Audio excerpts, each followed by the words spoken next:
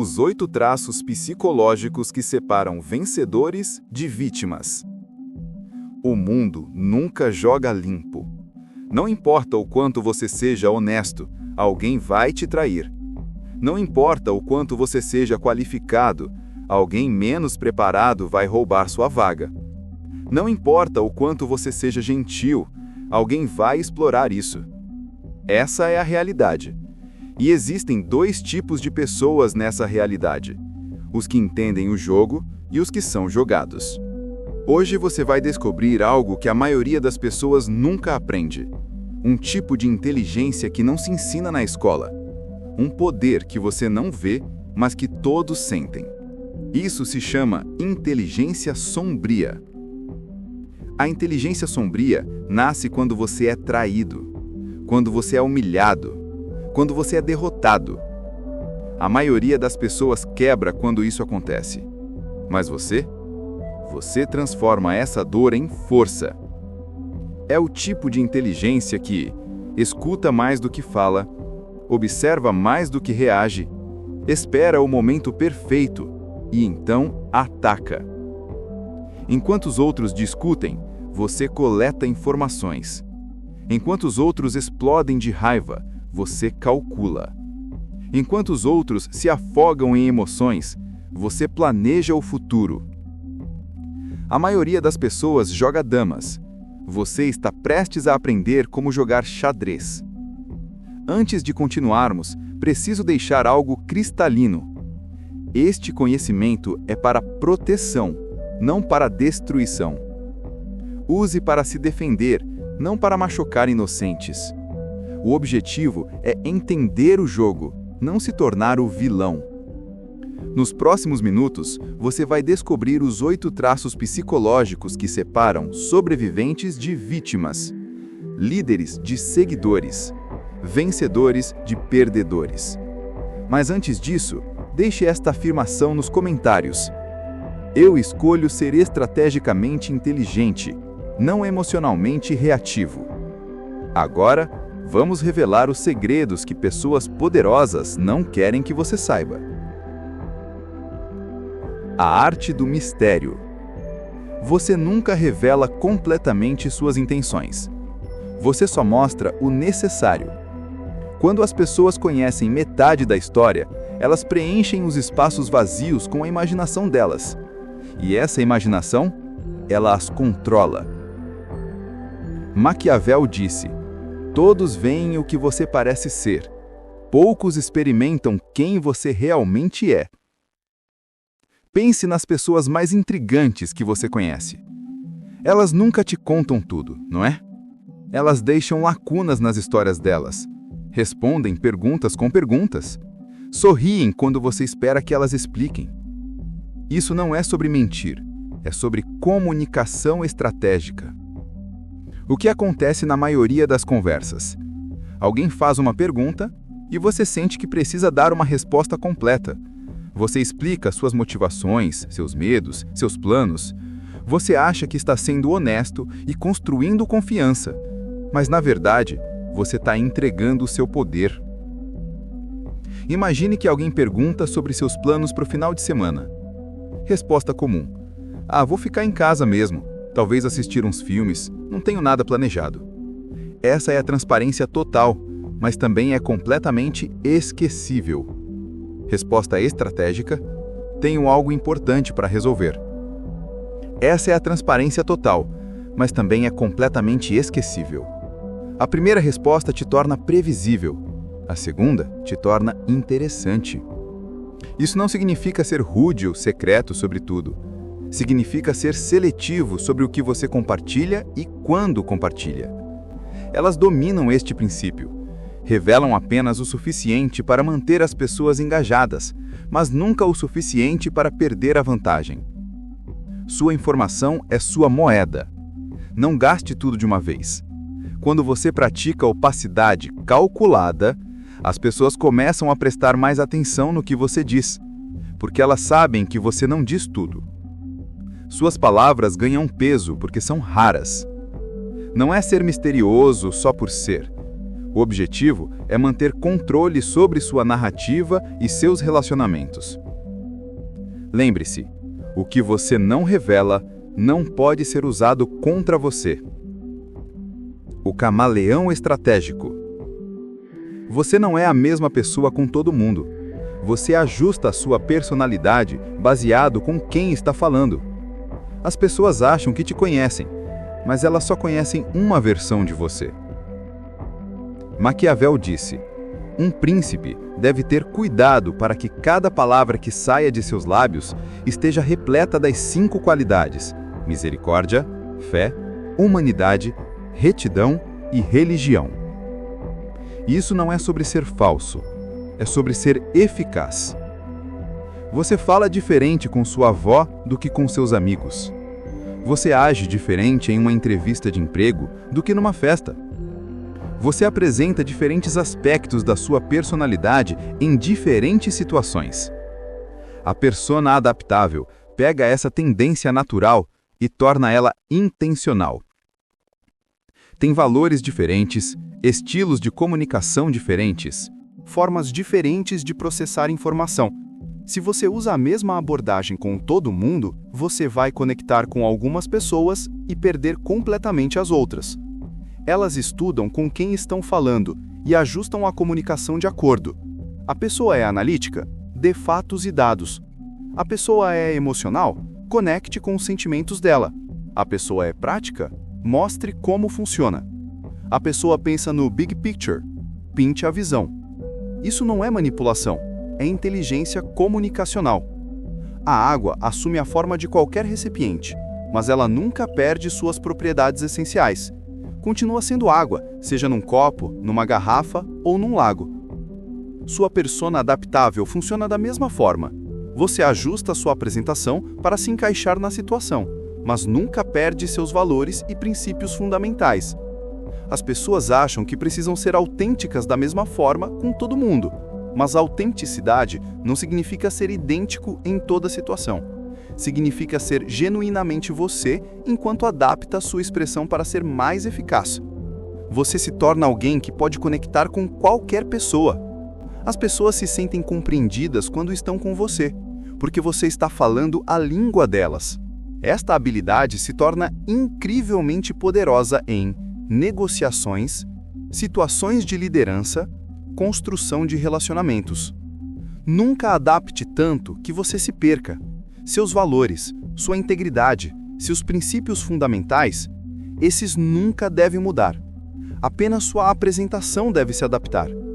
As pessoas mais fortes são como diamantes. Têm muitas facetas, mas continuam sendo uma pedra sólida. A liberdade suprema. Você não é escravo de nenhum relacionamento, emoção ou opinião.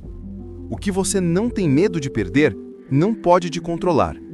O que não te prende, não pode te manipular. Maquiavel disse: já que amor e medo raramente podem existir juntos, se temos que escolher entre eles, é muito mais seguro ser temido do que amado. Desapego é provavelmente o conceito mais mal entendido da inteligência sombria. As pessoas acham que significa ser frio ou insensível. Não significa isso. Significa ser livre. Tem medo de perder o emprego, então aceitam um tratamento ruim. Tem medo de perder um relacionamento, então comprometem seus valores. Tem medo de perder a aprovação, então dizem o que os outros querem ouvir. O medo da perda te torna fraco. A liberdade desse medo te torna poderoso. Pessoa A realmente precisa que o negócio funcione. Já fez planos baseados nisso. Está contando com isso. Pessoa B gostaria que o negócio funcionasse, mas tem outras opções. Está disposta a recusar se os termos não estiverem certos. Quem você acha que tem mais poder nessa negociação? Pessoa B, obviamente, porque ela não está apegada ao resultado. Ela pode negociar com força. Quando você não está emocionalmente investido em estar certo, você pode ver as situações com mais clareza. Quando você não está desesperado por aprovação, você pode tomar decisões melhores. Quando você não tem medo de ficar sozinho, você pode escolher relacionamentos melhores. Quanto menos você precisa de algo, mais provável é que você o consiga. Pense em pessoas confiantes. Elas não são confiantes porque tudo sempre dá certo para elas. Elas são confiantes porque sabem que vão ficar bem mesmo que as coisas não deem certo. Você ainda deve trabalhar duro por seus objetivos. Você ainda deve se importar com as pessoas na sua vida. Mas você nunca deve estar tão apegado a qualquer resultado que perca sua capacidade de pensar com clareza e agir estrategicamente. Quando alguém tenta te ameaçar tirando algo que você não tem medo de perder, a ameaça não tem poder. A pessoa mais perigosa em qualquer sala é aquela que não tem nada a perder. Mas a pessoa mais poderosa em qualquer sala é aquela que tem tudo a ganhar e nada a temer. Comece com coisas pequenas. Não esteja tão apegado a vencer toda a discussão. Não esteja tão apegado a ser amado por todo mundo. Não esteja tão apegado a seus planos funcionarem exatamente como imaginou. Lembre-se, desapego não é sobre não se importar. É sobre se importar sem ser controlado por esse cuidado. Você não aplica pressão diretamente. Você espera. Quando as pessoas cometem erros e ficam vulneráveis, sua presença silenciosa se torna a influência mais pesada na sala. Maquiavel disse: "Nunca nada grande foi alcançado sem perigo." A maioria das pessoas acha que poder é barulhento. Acha que é sobre levantar a voz, fazer demandas, forçar sua vontade sobre os outros. Isso é amador. Poder de verdade? Poder de verdade sussurra. É a arte de criar influência sem dizer uma palavra. É sobre se posicionar de forma que sua mera presença mude a dinâmica de qualquer situação. Em vez de dizer às pessoas o que fazer, Você cria situações onde elas naturalmente querem fazer o que te beneficia. Em vez de exigir respeito, você se torna indispensável. Em vez de lutar pelo poder, você faz as pessoas te darem o poder voluntariamente. A maioria das pessoas é desconfortável com o silêncio, então elas preenchem com palavras, e essas palavras frequentemente revelam mais do que pretendiam compartilhar. Quando você está confortável com o silêncio, você controla o ritmo da conversa. Na próxima vez que alguém te fizer uma pergunta difícil, não responda imediatamente. Pause. Olhe para a pessoa pensativamente. Deixe o silêncio se estender por alguns segundos. Então, dê sua resposta. Observe como isso muda o peso da sua resposta. Alavancagem silenciosa significa ter alternativas que você não precisa mencionar. Quando a outra pessoa sabe que você tem opções, ela negocia diferente. Você não precisa ameaçar recusar. Sua disposição em recusar já é suficiente.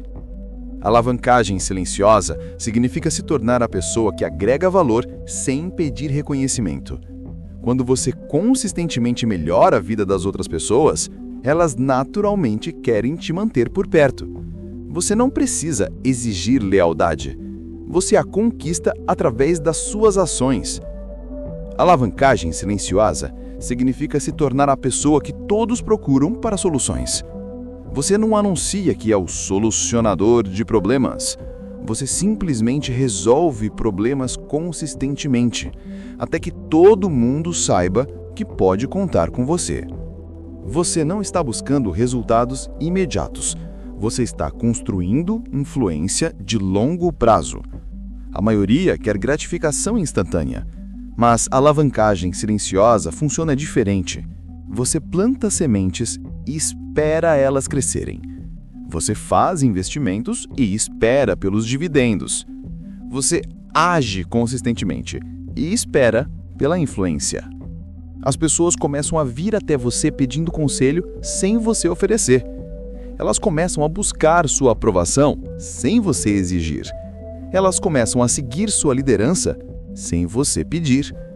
Você se torna a força silenciosa que molda resultados sem ninguém perceber que está acontecendo. A alavancagem silenciosa nunca deve ser usada para manipular pessoas a fazer coisas que as prejudiquem. O objetivo é criar situações ganha-ganha. O uso mais ético é influenciar pessoas em direção a decisões melhores para elas mesmas e para os outros. Lembre-se, a alavancagem silenciosa não é passiva. Você ainda está tomando ação. Você só está fazendo de forma silenciosa e estratégica, em vez de barulhenta e óbvia. o espelho da alma. Você reflete as necessidades e medos mais profundos das pessoas de volta para elas. Elas pensam que você está falando a língua delas, mas na verdade você está ganhando compreensão e influência. Maquiavel disse: os homens julgam geralmente mais pelos olhos do que pelas mãos, pois todos podem ver, poucos podem sentir. É sobre se tornar um espelho que reflete de volta o que as pessoas precisam ver e ouvir. Isso não é sobre enganação. É sobre compreensão profunda e comunicação estratégica. As pessoas não compram produtos, serviços ou ideias. Elas compram soluções para os seus problemas e realização dos seus desejos. Quando você consegue identificar e refletir de volta as necessidades reais delas, você se torna incrivelmente valioso. A maioria das pessoas é péssima nisso, porque estão focadas demais no que elas querem dizer, em vez do que a outra pessoa precisa ouvir. Primeiro, você precisa se tornar um estudante da natureza humana. Você precisa entender que toda a pessoa que você encontra está carregando bardos invisíveis, tem desejos secretos, esconde medos não ditos. Seu trabalho é escutar por pistas sobre o que esses podem ser. Elas não estão só compartilhando informação, estão revelando como se veem, o que valorizam, do que têm medo. Estão mostrando seus padrões emocionais, suas necessidades mais profundas. Você precisa escutar para entender. Toda a pessoa que você encontra está fazendo 3 perguntas silenciosas. Você me vê? Você me entende? Você me valoriza? Quando você consegue responder sim às 3 através das suas palavras e ações, você cria uma conexão poderosa. Se alguém diz: eu odeio meu trabalho, resposta comum: conselho sobre encontrar um novo emprego. Mas, se você escuta mais fundo, você pode ouvir que elas realmente se sentem desvalorizadas, sem desafios, incertas sobre o futuro. Resposta com eco psicológico: parece que você não está se sentindo valorizada pelas suas contribuições. Ou parece que você está pronta para algo que te desafie mais. Em vez de pular para soluções, você está refletindo de volta a experiência emocional delas. Isso faz as pessoas se sentirem compreendidas, o que cria confiança e influência. Refletir de volta a versão positiva do que estão expressando. Se alguém está reclamando de estar sobrecarregado, você reflete dedicação e padrões altos. Se alguém está expressando frustração, você reflete desejo por excelência. As pessoas têm uma necessidade psicológica profunda de se sentirem compreendidas.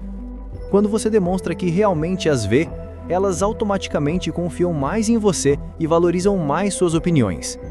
Uma vez que você entende as necessidades e medos fundamentais de alguém, você pode posicionar suas ideias, sugestões e pedidos em termos que naturalmente atraiam elas.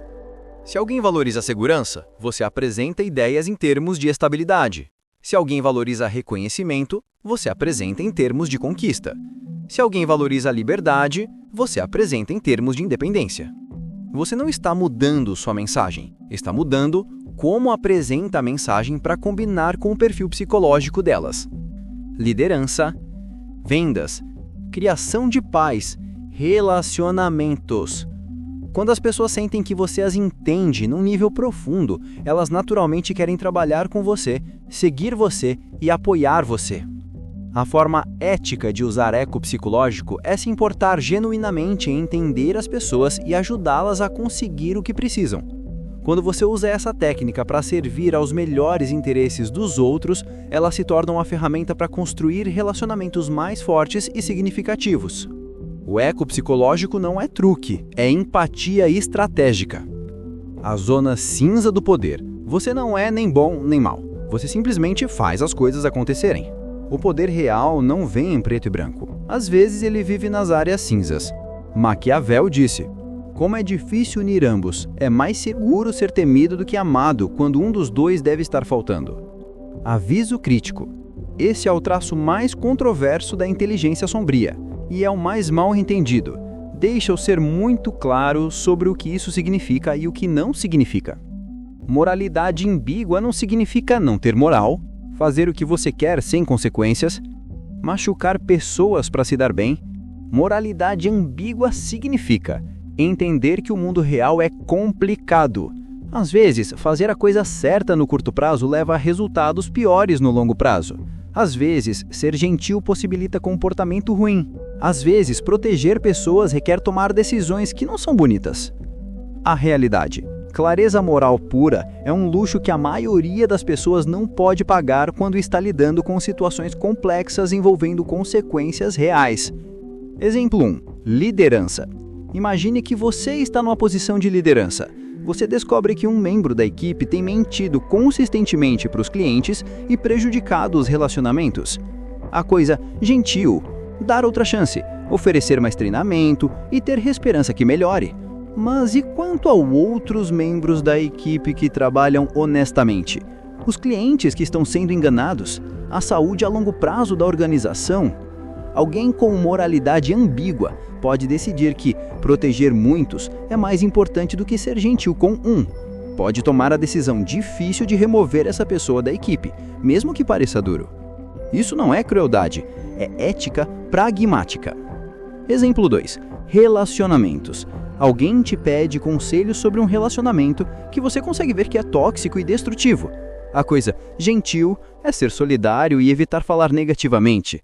Mas alguém com moralidade ambígua pode decidir que a verdadeira gentileza requer dizer a verdade difícil, mesmo que temporariamente machuque os sentimentos da pessoa. O princípio-chave: foco em resultados em vez de aparências. Às vezes, a ação que parece boa na superfície cria resultados ruins. Às vezes, a ação que parece dura na superfície cria resultados melhores para todos os envolvidos. E isso requer um tipo diferente de pensamento moral. Em vez de perguntar, que ação me faz parecer uma boa pessoa? Você pergunta, que ação leva aos melhores resultados para a maioria das pessoas? A distinção crucial. Moralidade ambígua não é egoísmo. Você não está fazendo o que te beneficia às custas dos outros. Você está tomando decisões pragmáticas que servem o bem maior, mesmo que essas decisões sejam pessoalmente difíceis ou impopulares. Contexto importa. A mesma ação que parece errada em um contexto pode ser necessária em outro. Exemplo, ser completamente honesto pode ser a abordagem certa num relacionamento pessoal próximo, mas pode ser contraproducente em certas negociações profissionais, onde a divulgação estratégica é mais eficaz. Alguém com moralidade ambígua entende essas nuances e adapta sua abordagem de acordo. O perigo. Esta característica pode ser usada para justificar comportamento egoísta ou prejudicial. Por isso é crucial manter diretrizes éticas claras sobre o que você faz e o que não vai fazer, mesmo em situações complexas. Minha recomendação: estabeleça limites claros para você mesmo. Quais são os seus valores não negociáveis? Que linhas você nunca vai cruzar? Por que resultados você está disposto a aceitar a responsabilidade? Dentro desses limites, dê a si mesmo permissão para ser pragmática e estratégico, mesmo que isso signifique tomar decisões que outros podem não entender ou aprovar. Lembre-se, o objetivo não é ser amado por todo mundo. O objetivo é ser eficaz e ético, no mundo complexo onde respostas simples nem sempre funcionam.